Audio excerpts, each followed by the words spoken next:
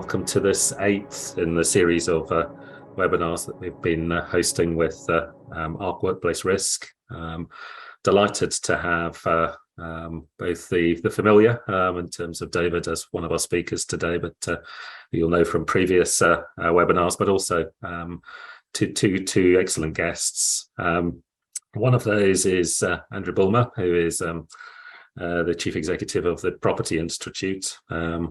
A familiar face, I'm sure, to some of you, but possibly not all of you. And Andrew, for a number of years, excellent proponent of everything around managing agents, supporting that sector, its training, and now through the Property Institute, being the voice of the sector. So Andrew's very welcome. Andrew has to leave us at 9:45 to go and conduct a conference of his own. So he will sort of slip away quietly. And then our other panelist today is Peter Clark, who is Director of Risk, Compliance and Safety at ARC, and specifically invited Peter to give some perspectives on tenant engagement, an important part of the new regime being the tenant engagement strategy. So the focus of today is really on the relationship with the managing agent, and David, as always, has got an excellent presentation to start us off. So not going to dwell on an opening remarks because of the time constraints today, and really turn to David to allow him to start to present his slides. Thank you very much, Ian. Good morning, everybody. Today we're going to look on our 8th element, is to really look at the role of the managing agent and how managing agents can support property owners, the accountable person, through this whole process. I'm not going to take you through too much about myself, just a little bit about ARC, very well known in the industry. But today the agenda is really based around us looking at a last look at the overview of the Act, really look at where the accountability sits and where responsible persons sit as well. And then we're going to look at a series of practical examples taken from a significant number of our clients and the audits that we have been undertaking with our clients, looking at how accountable persons are effectively relying upon managing agents to meet their obligations. So I'll be looking at the management requirements, the new management system requirements. I'll be looking at residents' engagement. I'll be looking at how you can start to plan to support APs in respect of compliance. And then I'm going to be looking at some practical solutions in respect of some of the barriers and problems that are becoming very apparent as we embark on this new regime. So I'm going to start off, as I always do, with just looking at the 7 layers. Obviously, we have a regulatory layer. That regulatory layer is based around a new regulator with new mandatory requirements. That regulator sits within the HSE. That new regulator is obviously involved with building control, so in respect of development. And we're going to see some changes, and have already seen some changes to legislation, including the Defective Premises Act, Landlord Tenant Act, and the Building Act. We've got a new accountability requirement, which I want to focus on to start off with, in respect of the fact that property owners, for want of a better term, are now responsible, and we're effectively turning things on its head. It used to be that property owners used to just hand over a building to a managing agent, and the managing agent would therefore take on all of the legislative and statutory requirements. Well, that, unfortunately, for property owners is not going to be going forward. Accountability sits very clearly, squarely with the property owner. And certainly that's an area that is causing some property owners, especially in the small RMCs, some particular concern at this particular moment. We've got new information requirements, which require us to consider a new technology requirement. We are looking at a digital first approach, And then effectively, we've got new requirements regarding defensibility. There's certainly a significant change in the sanctions that the Act is providing. We've got new competence requirements, which have to be dealt with throughout the whole industry, from design, construction, into management, into the area that I'm in respect of consultancy as well. So competence is going to be key. And then ultimately, there is an issue in respect of governance with the new introduction of what's called consent or connivance. And certainly there's a need for effective management systems in place. So effectively, out of all of those 7 layers, we've got about 35 new requirements. Now, I've highlighted these separately from the others because traditionally what's been happening is that all of these particular requirements, both the ones in blue, which are applicable now under the Fire Safety Act, and the ones in green, which will come into force on the 23rd of January 2023, they all refer to and require the responsible person to undertake certain works. And traditionally, the responsible person, specifically under the Regulatory Reform Fire Safety Order, is the managing agent. Whereas now, under the Building Safety Act, most likely coming into force in April and May 2023, we've got these elements here, which are now the responsibility of the accountable person, the owner, or the client, if we're going through development. Now, the only one that's not been hidden or highlighted in that element so far is effectively the need to undertake a building assessment certificate. And that building assessment certificate will not probably come online until April 2024, when the regulator will be asking and directing owners to apply. And so that is going to be the only element. So you can see there's a significant difference. We've got an amount of work that's already in place in respect of the responsible person, the managing agent. We've got new requirements coming in on January the 23rd regarding the managing agent. And of course, then we've now got issues in respect of the owner under the Building Safety Act. And that is the real difference and the real issue in respect of how the Act is being considered in that traditional owner managing agent relationship. We're certainly seeing that managing agents are being asked and being expected to take on a hell of a lot more responsibility. But as you'll see as we go through my slides, that effectively, whilst they can actually be asked to actually take on some of the work, we can't devolve that accountability. So the Act, as it has been designed, relies upon what's called the principles for managing building safety. And the government have indicated and provided us with a consultation, which has now been finished. But it requires the principal accountable persons and accountable persons to act in accordance with what's called these prescribed principles, especially when they are meeting their duty to manage building safety risks.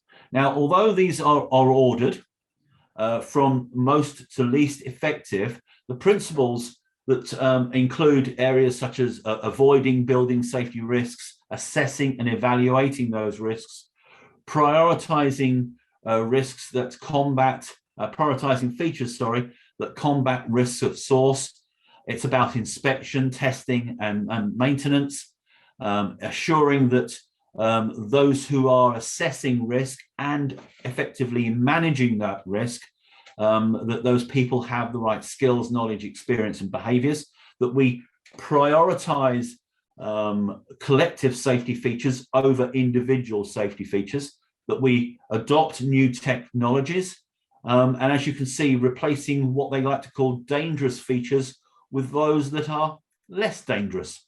And then one of the areas that we're going to be talking about today in a little bit more detail is all about giving residents the voice.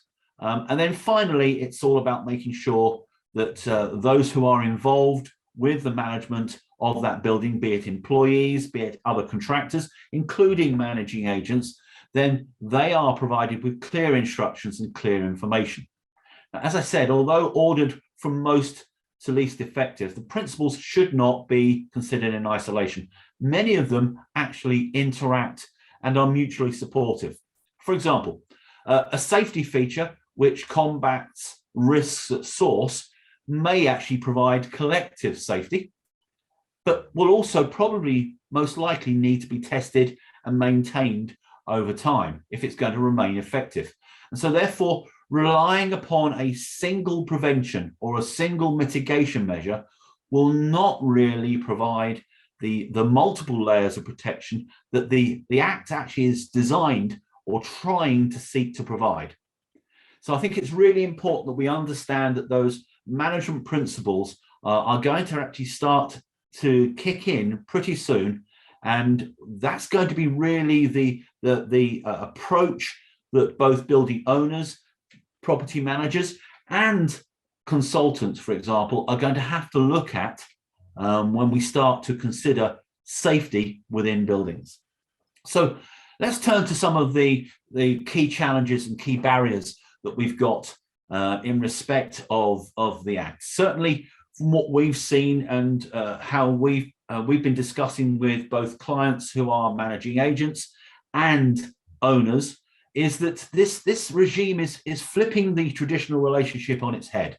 We've got certainly new roles, new responsibilities, new relationships, and in many instances, new expectations, which effectively mean that managing agents are having to make some very important and very clear decisions. How or do they support clients through this particular process? We're actually talking to a client this week who's made it very clear that going forward, decisions on whether they actually take instructions from clients will often now be considered looking at how much information that client is able to provide and how much accountability that client is able to actually take on. And of course, what we're seeing is with existing instructions that many are looking to see how this can be achieved within their existing agreements. What we're also finding is that many managing agents are struggling to actually ensure that those who are now or will be accountable are actually accepting that accountability, especially when it comes to the ownership side. We're also seeing that there's generally a lack of resources, competent people, and of course, financial resources to achieve the compliance, certainly before the expected deadlines. And whilst we've had conversations with regulator and department, I think it's very clear to say that they have no intentions to be lenient on this. As far as they're concerned, they said everybody should be doing this now anyway, despite the barriers that are in place in respect of finance, for example, and competent persons. I think what we've also seen is that there is a lack or there is insufficient technology solutions out there to actually support managing agents in completing all of the activities. There's a lot of focus on one area, the golden thread, which, whilst it's important, is not the only thing. There are other areas that are just as important. And I think what we're hearing as well is that many are concerned that they really don't know what this actually looks like. And they are concerned that the government may water down. We've already seen part of the proposal watered down. We had a building safety manager role. That building safety manager role went, the requirements didn't. But they're very, very concerned that they go ahead, make changes, make significant investment, only to find that the government, when it finally issues the secondary legislation, actually has watered this down. And they're very concerned about making sure that what they're doing, who they're doing it for, when they're doing it, and where they're doing it has got to be right. So they're the key challenges and barriers that we've seen in the industry so far. Let's just quickly then go back to what I was talking about earlier about this need to delegate and devolve. I think it's very clear that the consultation actually allows for the principal accountable person to actually designate a managing agent to actually support them specifically in submitting applications to the regulator on their behalf. But what they've made it very clear is that the agent themselves have got to confirm to the regulator that they actually have the authority to actually make that application. What we've also seen is that if they are appointed, then agents themselves have got to confirm the accuracy of the contents of that application. Now, the contents of that is going to place a significant burden on agents, because this is going to contain a significant amount of data, a significant amount of information. And it's all about checking to make sure and verifying that that information is correct. And the danger is here is that anybody, the principal accountable person or the agent themselves, have to understand in this instance that if they knowingly or recklessly provide false information or misleading information to the regulator, that is actually an offence. So it's going to be effectively the agent who's going to have to confirm those particular elements, and therefore the agent in this instance is going to take on some of the burden. And where they, for example, may not have been responsible in the past for ensuring that all of the information that's been provided to them is accurate. I want to though turn to the actual idea that an owner can actually devolve their entire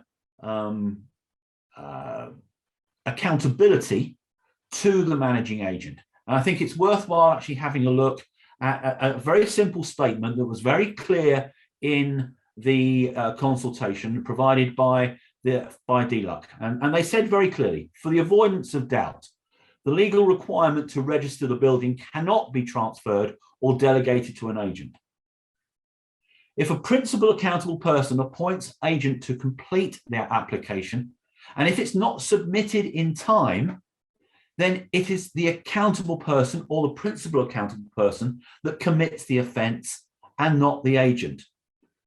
Where the agent, the only time the agent has responsibility is where the agent is making the application and is verifying data, then if they provide knowingly or recklessly provide information that is untrue, then they are committing an offence. But if, for example, they are asked to undertake something within a particular time period and don't deliver that, then it is still the principal accountable person and the accountable person's responsibility. It's their accountability.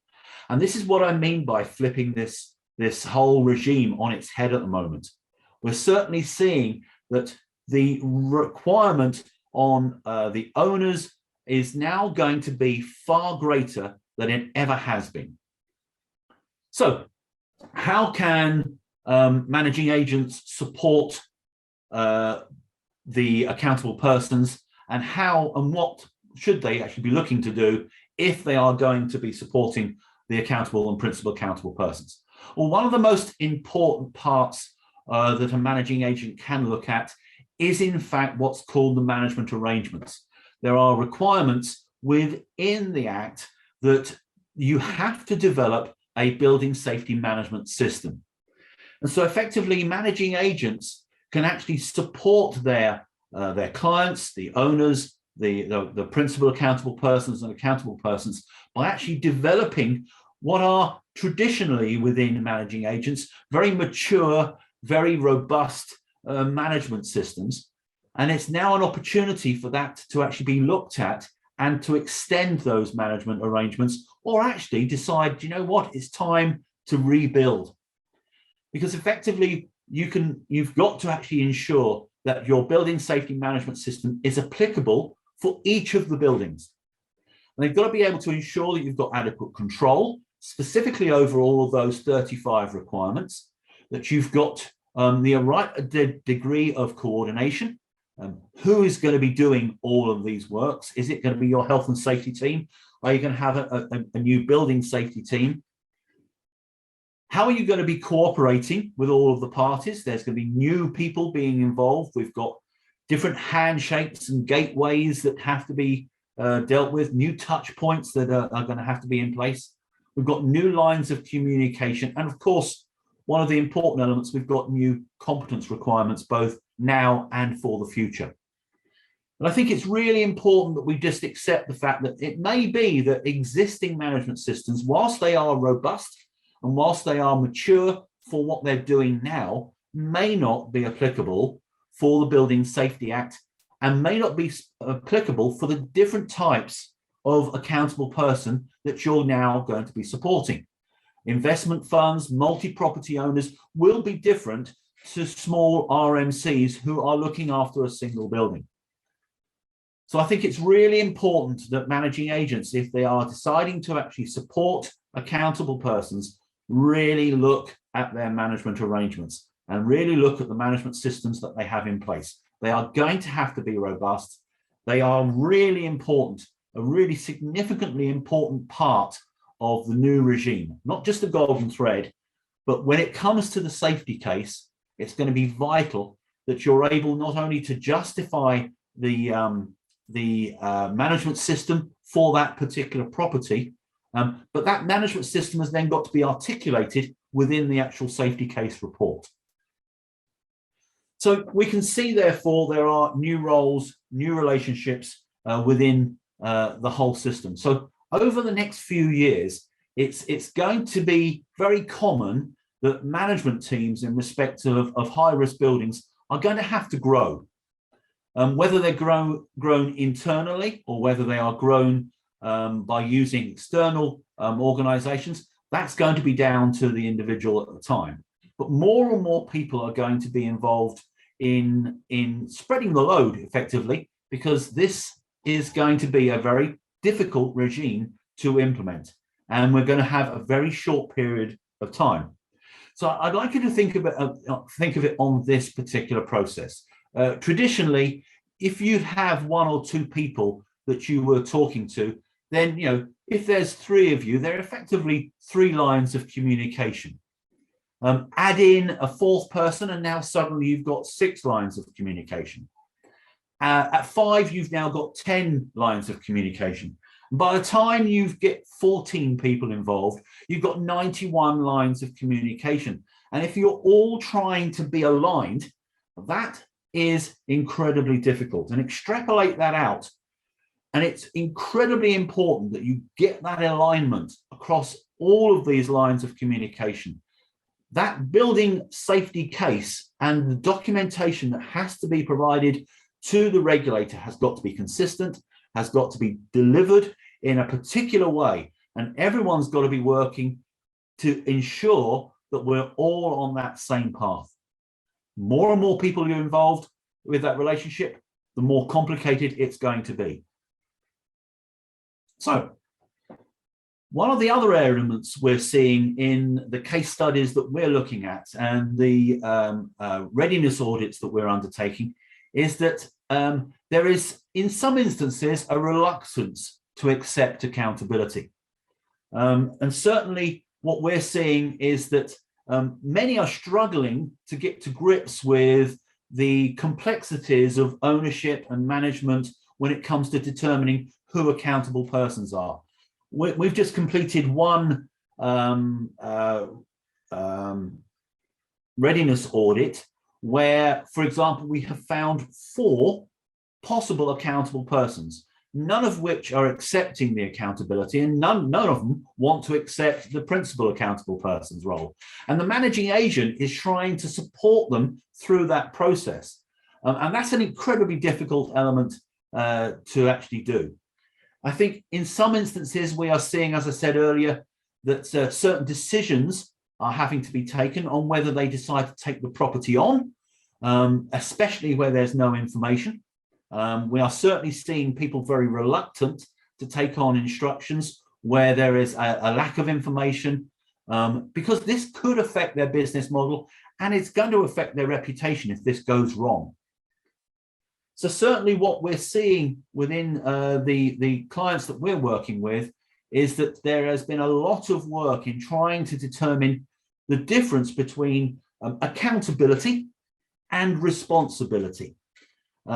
Managing agents traditionally are very happy to accept responsibility where the law requires them to do so. They've traditionally done that. You look at how the Regulatory Reform Fire Safety Order, for example, was introduced. It came in very, very simply, and there was very, very little waves and very little ripples in the process.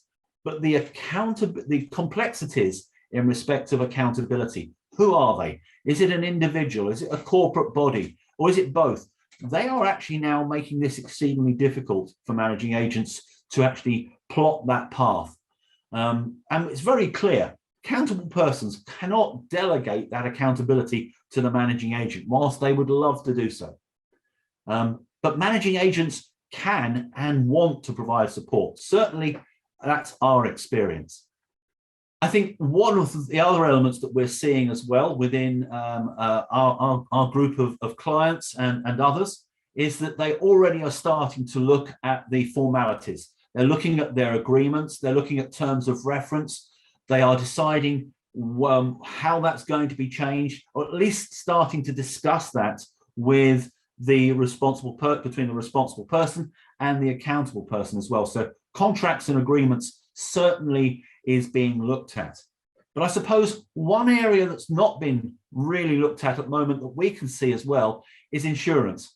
Directors' insurance is going to have to be looked at, and whether it's the fact that the market is not ready for it, or whether it's just a secondary issue that hasn't really properly been considered, certainly we're seeing that there is not much movement in respect of that, and we would strongly urge managing agents to certainly be discussing this with their insurers if they haven't already done so.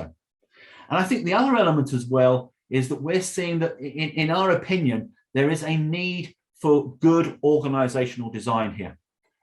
You've got to be set up for the change. You've got to equip yourself for that particular change. So what we would suggest is that you need to start to understand fully the possible timelines and the amount of effort that's actually going to be required in order to support your clients, whether it's across a portfolio or whether it's across an entire business. And certainly one of the areas that we think you need to be looking at is what information and what new activities are needed to be undertaken. How much re-engineering, for example, of the key information that's needed for a safety case are you going to have to undertake? As I was saying earlier, it's our understanding that the regulator is not going to be allowing people just to delay these. They are expecting, or not instant, but they are expecting that the moment that you're required to actually start to develop these, that they are going to be available. So it's all about re-engineering that information, be it fire strategies, compartmentation knowledge, structural design, external wall design, and fire equipment design and how they were installed and being maintained. And then it's all about understanding how that technology is going to support you through that whole process. I want to move now quickly to residents' engagement. And that's really going to be one of the important elements where we see managing agents who traditionally have undertaken that engagement role being able to support the accountable persons exceedingly well. The Act effectively requires that you prepare a resident engagement strategy, and it's got to outline all of the safety of information available. You've got to inform the residents of how they can be involved in certain decision making, and you've got to be able to ensure that you are looking within your strategy to take account of the views of those residents. You can't just listen to them and do nothing with it. I think one of the hardest areas for a managing agent is actually detailing how you are going to be developing that strategy in order to promote participation. You can lead a horse to water, but you can't always make them drink. And what we're seeing is a lot of managing agents are trying to engage with residents more often than not interested in talking about building safety. They're more concerned about why somebody is allowed to have their delivery to their door when somebody else is not. So it's certainly going to be a major issue for the managing agents, especially in respect of how they prepare that engagement strategy. I think the other element as well is making sure that they are involved with decision making and that they are actually consulted on rather than just being told. And I think that's the other element, is making sure that you take into account representations and that ultimately the agent and the accountable person has got to act in accordance with that strategy. I think the last element I just really wanted to mention here as well is that you've got to start making sure that each and every resident who's over the age of 16, as well as owners, as well as other prescribed persons, actually obtain a copy of that strategy. So again, understanding your tenants and your residents is going to be key. But it's not just about talking to residents. It's about gaining the trust of those residents. It's about making sure that you accept constructive feedback. It's showing that you have that commitment to understanding and to listening to their voice and acting upon that. It's about taking accountability of that particular element. And very importantly, it's about communicating the results to them. How well have you done? How well have you been? How successful have you been in improving building safety? And it's really important that we don't just ask them for their views. It's about giving them information as well. And we've come up with a set of 11 questions that you may want to ask yourself, specifically about that engagement process. For example, do residents know what's actually expected of them? And if they are an RMC, what as both a resident and as an accountable person? And do the residents themselves have the tools to make this whole process work? Issues, for example, such as do they have the opportunity to actually meet the standards that you're required? If everybody has got barbecues on their balconies, and we know that we shouldn't have barbecues on the balconies, well, do we therefore provide another location where residents can have a barbecue? Do residents' opinion actually get recognised by a formal process? So all of these types of questions are actually incredibly helpful in actually developing your residents' engagement strategy, because if you can answer all of these in the positive, you're going to have engaged residents rather than just being spoken to. I want to finish off my presentation by really looking at what it is that we're going to need to do in order to get ready.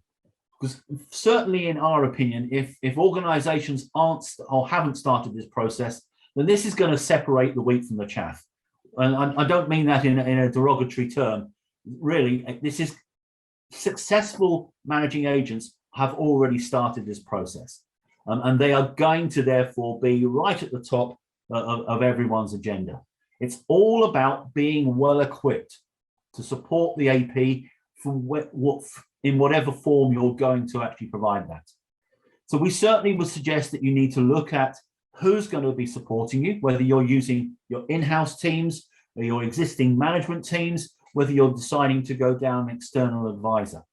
But whatever you do, we certainly would recommend that you undertake a readiness audit. I'm not saying it's time to panic, but certainly we would certainly suggest that you have started this process off and determined where you are, what you've got, and very importantly, what you don't have. You need to determine what resources you've got in executing all of those 35, whether you're outsourcing that, whether you are insourcing it with new staff, or whether you're just going to be using your current in-house staff. And that's going to be a major issue. It's making sure that you've got your budgets in place. Again, I'm going to talk about the insurance again. It's really important that we start looking at the insurance issue as well. So if you haven't started now, you really need to be looking at those particular points. And the last couple of slides then, I would certainly suggest that you need to be reviewing, if you haven't already started, agreeing and certainly amending your contracts and agreements. If that's the way that you're going around it, I would certainly suggest that you implement the plans that you have, especially now. January the 23rd is not a great distance away. Even April and May next year is not far off. certainly we would suggest that you implement those plans, and I would suggest you need to make sure that you've got processes in place to support the verification of information and support compliance as well. And certainly we would suggest that you should be considering checking for yourself that everything that you could be doing is being done or has been done or is actually planned to be done. I would certainly also make sure that you set up your management system, get your systems, information and processes in place, train your staff, and make sure that your communication strategies are in place, because if you don't have that communication and alignment across the entire business, then you're going to have some particular problems. And finally, I would suggest that you need to start thinking about performance management. How are you going to be reporting to your clients, to the owners, and how are owners going to be reporting themselves onwards? And how are you going to start measuring and monitoring this on an ongoing basis, auditing and review? So certainly that's the process that we would recommend that you take. Ian, I've gone as quickly as I can because I'm very aware that Andrew has got to go. So thank you, David. Give everybody a flavour. No, that's excellent, and really appreciate you being mindful of that. Thank you very much. A really good exploration of the sort of landlord and managing agent relationship and how that is changing with the requirements of the Act and other requirements. I said at the start, really delighted to have Andrew with us today as the voice of managing agents. Nobody I know that's sort of closer to that sector. And Andrew, I wonder if I could ask you just to sort of reflect on David's presentation and what you're hearing from the managing agent community. Thank you, and it's my privilege to do so. For the benefit of the audience, there was a chat that went round where it was, David, do you want to just pause a little bit and let Andrew say something? And I said no. And the reason for that is that David has just given this industry probably the clearest and most comprehensive articulation of the challenges that face us. I think if I were to, my exit line ought to be, this has been recorded, watch it again and again and again, because the ground that David has just covered there is actually immense. If I were to, and he's ticked every flipping box that I've written down here. I've got 3 pages of notes that I wanted to, and without exception, every single item has been ticked, but I want to therefore place emphasis on a few things. The first one is that David said that it is, we need to be getting on with this. Don't panic, but we need to be getting on with this. I'm not sure that that's strong enough.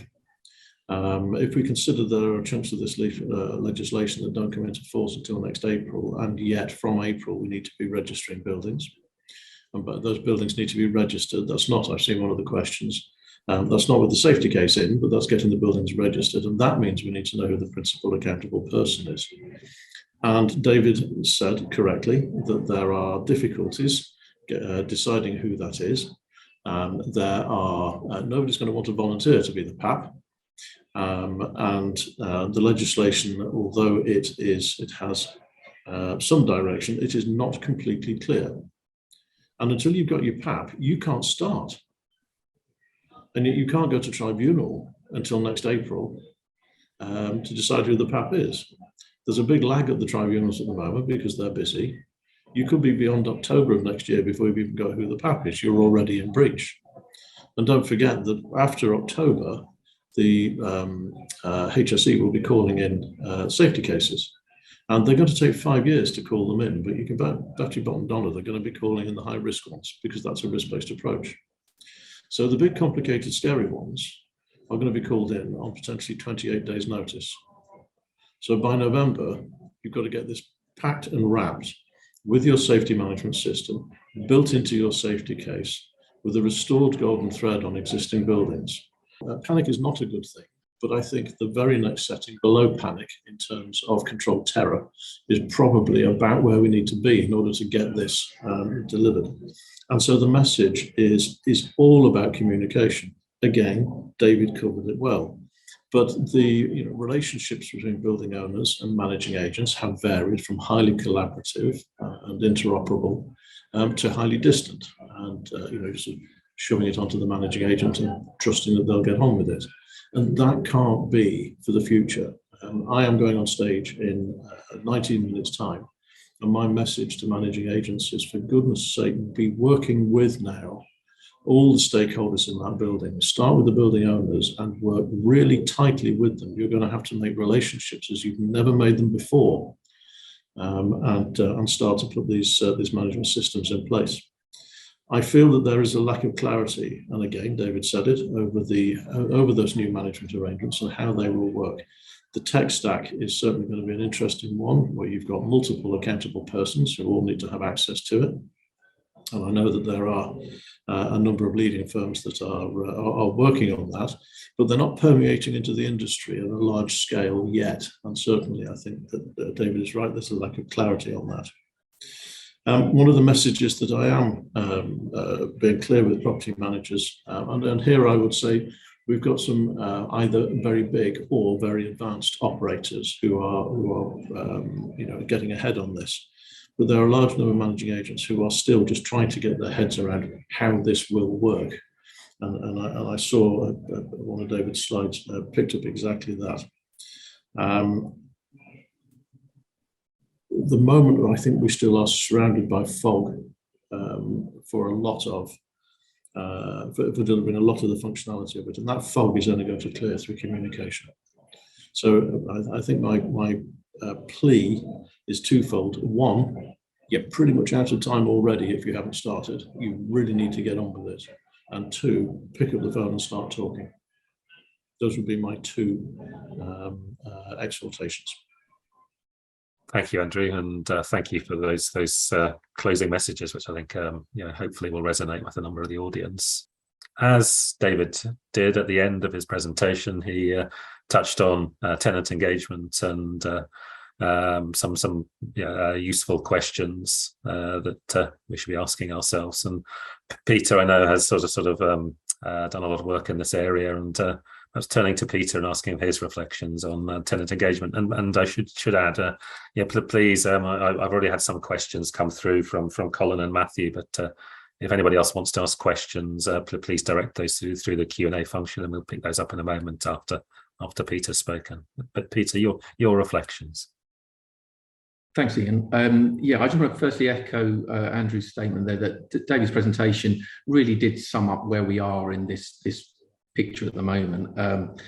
And no matter how many times I watched that presentation and listened to David, it's you probably saw me making some notes during the presentation, because I always find different things that come out of it and different angles. And this time I'm thinking, really reflecting on what a time we're in, what a time to be working in property management, what a time to be working in safety and property management as we do. And the good things that are going to come out of this. And I know there's going to be some managing agents on this webinar that won't share my enthusiasm at the moment, because it does all seem very complex. It seems very scary. But there is absolutely a seismic shift in relationships at the moment, and for all the right reasons. If we think about how this started, if we think about that awful fire and how this actually started, and we now, many of us have listened to testimony at the inquiry, and we can see that the voice of the residents was just not heard. So now we can see that relationship is changing. So at ARC, a lot of the work we're doing, my brilliant customer success team at ARC, I've never been so busy. So what's different now than a year ago even? And it is about those relationships. We work typically with managing agents, and we still do work day in, day out, working hard with managing agents to understand and navigate our way through this. What we're doing differently now is we're talking to residents on behalf of our managing agents. We're supporting our managing agents with that piece. We're supporting them with a piece that's typically been fractious. There's also that relationship at the other end with the owner now having accountability and responsibility. We feel really that we're in a good place in terms of legislation. Now, change is always a difficult thing for everybody, but we've got accountability going back now to where it belongs. The managing agent being accountable for the safety of those buildings.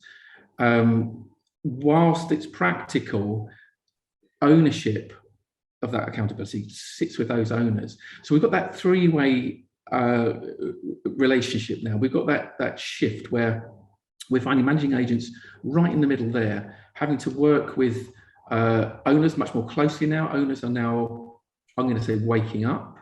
Some of them, anyway. We're still talking to owners that see this as a managing agent issue, and we're working hard with those owners to help them to understand their own role in this.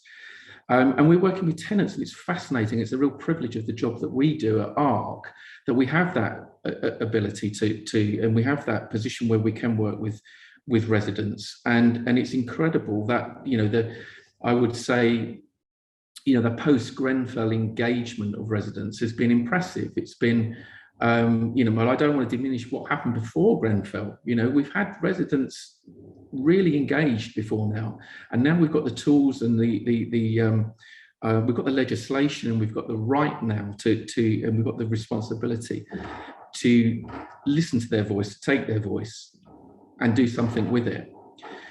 We need to make that relationship work. We need to make that three-way relationship really work, really be succinct, be clear. As David said earlier, that communication's got to be clear, concise. We've got to document it. We've got to make it work. So that was really my reflection from that piece, knowing how the rest of my week is looking. For example, looking at working with some of our clients on their resident engagement strategies, working with some of our clients on supporting them with residents meetings. It's a real privilege for us to be there to explain the good work that our clients, the managing agents, are doing, and indeed the owners are doing now. It's becoming much more visible. The work that we do in the middle there, the managing agent, is becoming much more visible to everybody, to the residents and to the owners, and that brings again some challenges. Brings us all to the the forefront. It brings that safety element to the forefront, which I think has been missing before. So it might sound provocative, but I think responsibility and accountability is now going back and sitting where it needs to sit, and we can do the good stuff, and we can get these buildings safe.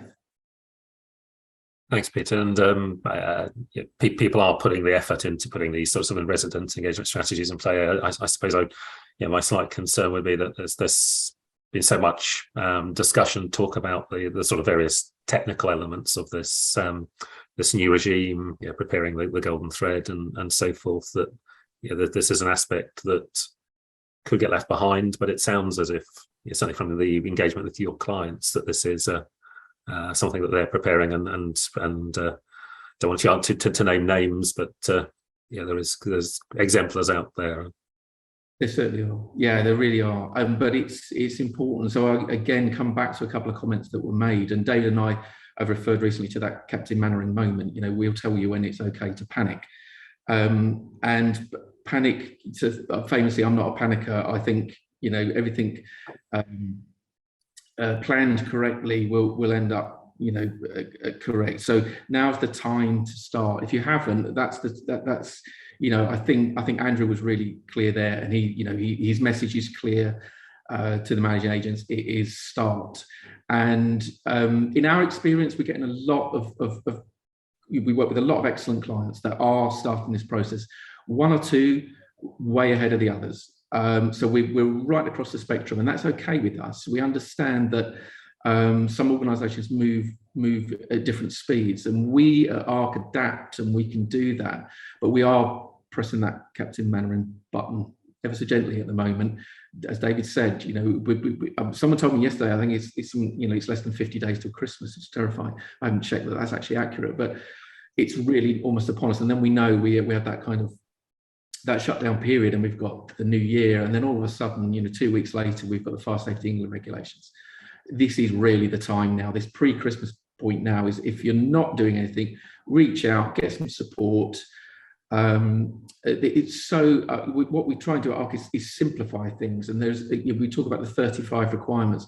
You're probably doing half of them. They're probably half of them are done. Maybe you haven't got access to them, you don't realize it. It's an exercise in consolidation, but start talking, start working with us. Thank you. And let's just take some of the questions that have come through from the audience. And Colin deserves to have his first answer first, because he got in sort of early at 9:10. And one for you, I think, David. Could a building agent be appointed as an accountable person if the building owner takes on the role of the principal accountable person? Unlikely. They do not hold the legal estate in possession. And just because someone takes over, if for example, a property only has a single accountable person, then they are automatically the principal accountable person as well. So unlikely that an agent can take over that particular role, unless, of course, they have a legal interest in the building. It's very unlikely, and I'm not aware of any of our clients anyway, or any agents that actually have that. But hey, I've always been able to be proved wrong. So no is my answer. Presumably that also apply where you've got sort of resident management companies and things like that, where exactly. And a couple of questions from Matthew. The first was, which either of you can possibly answer, is the resident engagement strategies, can you provide that in digital or paper copy, and particularly around this sort of requirement that every resident over the age of 16 has to receive a copy. At the moment, it's talking about a digital first approach, and that documentation needs to be provided digitally. But I don't see an issue if someone hasn't got access to digital systems. Your engagement strategy, I would suggest, needs to consider that. Question 2, if I recall from the 11 questions we developed, do the residents have the tools? If they don't have access to digital systems, my father, for example, is blind. He uses Google, but he talks to Google and expects Google to tell him what's happening in the world. That's not going to be able to be used in every instance. So you need to consider how you are delivering your engagement strategy within your strategy. Do the tenants have the tools? Can they actually access it? If digital is not an option for them, then clearly a paper copy is the way forward for them. Yeah, I would suggest we need to be thinking about those who are short-sighted, have poor eyesight, for example, as well. So we need to start thinking of those particular elements. Yeah, I totally agree. Look, it's 2022. I mean, this is if we can't be inclusive now, we're never going to be inclusive. But we've got to think about, it's a digital first approach. I applaud that because it simplifies things. But David's absolutely right. There's a percentage of the population don't have access to the internet. We've got some buildings. I'm working with a client at the moment in a building where predominantly the language in that building is not English. So we've got fire safety signs in that building that need to be translated, and we need to do that. Think about that for the resident engagement strategy as well. All of those barriers, it's up to us now to overcome these. It's not up to the residents. The information, the strategy, the engagement pack that comes out with the Fire Safety England regulations in the 23rd of January, it's got to be accessible. Whatever that means, it's got to be accessible. It's got to be in the language that people understand. It's got to be written in a language that people understand, not a technical document. And it's got to be accessible. So if in all of those means, it can be a video, it can be an audio recording. But yes, it can be backed up with a physical document, absolutely. Ian, what we're looking at in respect to some of the solutions that we're providing is that we're looking at avatar technology. And certainly that's an area that we're looking at as well to support clients, not just in respect of engagement strategies, but across the board. But that's certainly, it's in its early stages for us at the moment. And we've got sort of 3 or 4 questions. I'll try and canter through those sort of rapid pace. Matthew wanted clarification on when the safety case report has to be submitted. Is this April 2024 or at point of call in by the regulator? It's at point of call in by the regulator. Effectively, what we're seeing is that the legislation will therefore tell us when the safety case will need to be in place. There will be a period following approval of the legislation, the secondary legislation, to the time when it actually applies. Once it applies, you need to have the safety case in place, and then it will be called in by the regulator. Very interestingly, in discussions with the regulator, and certainly in hearing some of the discussions, they are not expecting to read version 1. They are expecting this document to be a dynamic, live document, and therefore I would suggest that organisations need to start be thinking about that safety case now, and it's going to be moving over a period of time. But we have to recognise that they may not have the finances in order to do that. So there's a difficult barrier that needs to be overcome. Can I just add on behalf of Andrew, because I know he'll probably want me to say this as well, that waiting for that moment to be called isn't going to be acceptable, because you've got, from that moment that you're called, and Andrew is right, we think they're going to start with higher risk buildings, but we need to start work now. As Dave says, it's not version 1 they're looking for, so we need to start that now. From the moment you're called, you're going to have 28 days. You can't write a safety case report effectively in 28 days. I think you're going to give yourself real headaches. So start your safety case reports now. One question that we may not be able to answer, but is there any sort of model wording out there on the changes to sort of the agreement between sort of managing agent and freeholder? I'm not aware of that, and to be honest with you, that's slightly outside of my area of expertise. Yes, I agree.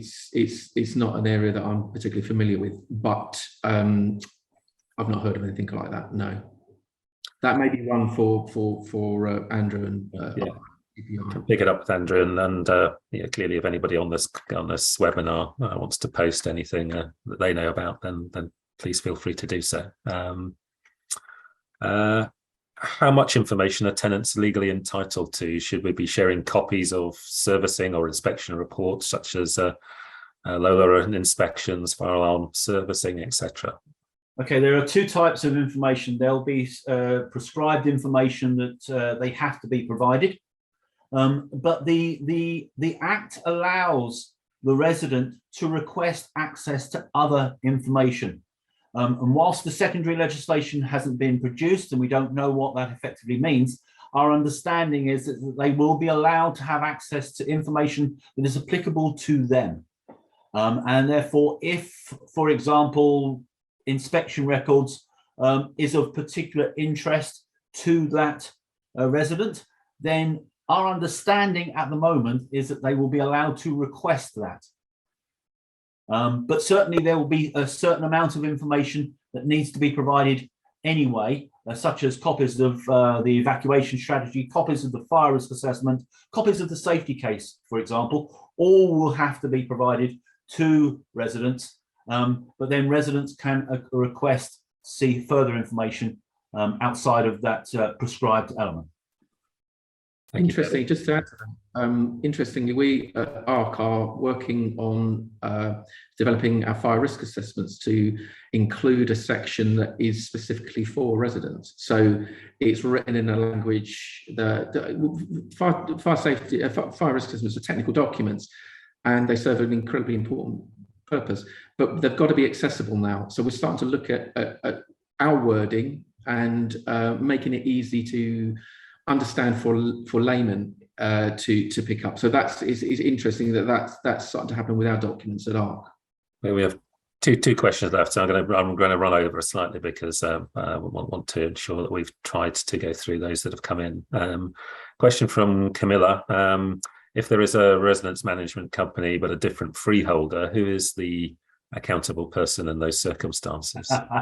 I can't give Camilla a full answer. What I would suggest, it does depend upon the nature of the RMC agreements and what they are responsible for. if they hold responsibility for managing part of or all of the common areas and have obligations in respect of that, then they can in fact take over the entire accountability elements. But I've preceded a page and a half of the Act into a few sentences there. It really needs to be considered by the legal team to determine exactly what the RMC has actually got. Thank you, David. And last question was, whilst there is an obligation to listen to lessees and occupiers, to what degree do you anticipate their views changing the responses to the new requirements in this increasingly regulated area? I would suggest actually terminology used there is the area that we've got to counter.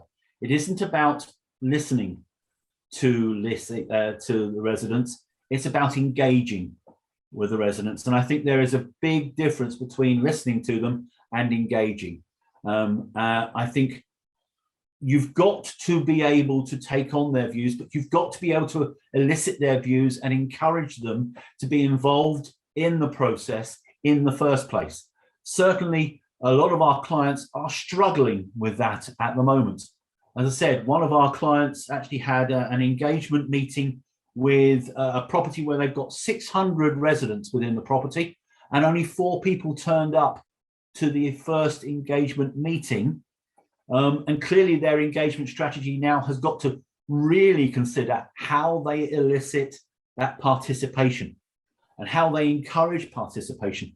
And to be honest with you, what they actually found out, and I mentioned it in my presentation, what they were finding out is that people weren't interested in talking about building safety matters. They were complaining that Jeremy down the hall actually had a delivery to his door, whereas I had to go down to reception to pick up my delivery. And they were more concerned about that. So it's going to be a very difficult process, but it's about engaging rather than just listening to. The obligation is to engage, not just listen. I think it's important as well. I mean, the question there was, you know, to what degree might things change? And I think my simple answer is I'd like to think that they would change if they needed to change. And if we go back to where this all began, if the residents at Grenfell Tower, if the engagement had been there in place the way we envisage it will be in the next few years in other buildings, then maybe we wouldn't have had that disaster. And that's a bold and provocative thing to say, but if we think back to that inquiry and some of the things that came out of it, these people know these buildings, they live in them, they literally live in these buildings, so their voice is important. And what David is saying there is important too. You know, this just isn't the only problem that they have. So engagement is critical. How much it will change, well, some things are prescribed by law. It's not going to change those things. You're going to need a self-close on your front door. You're going to need a fire door for your front door, not a UPVC door. I'm sorry, but that's not going to change.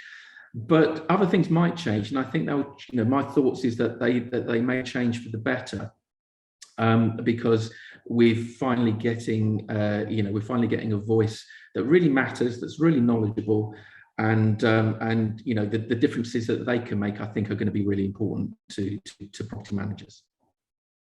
Thank you very much for your participation, both of you today, and throughout the series. As Andrew said, it's been an excellent exploration of the various challenges that people are facing. I think Andrew used the words controlled terror. I hope we've sort of eased that a little bit through our collective efforts this morning. Thank you very much to the audience for their Q&A, and I wish you all a very nice day for the rest of the day. So thank you for joining in.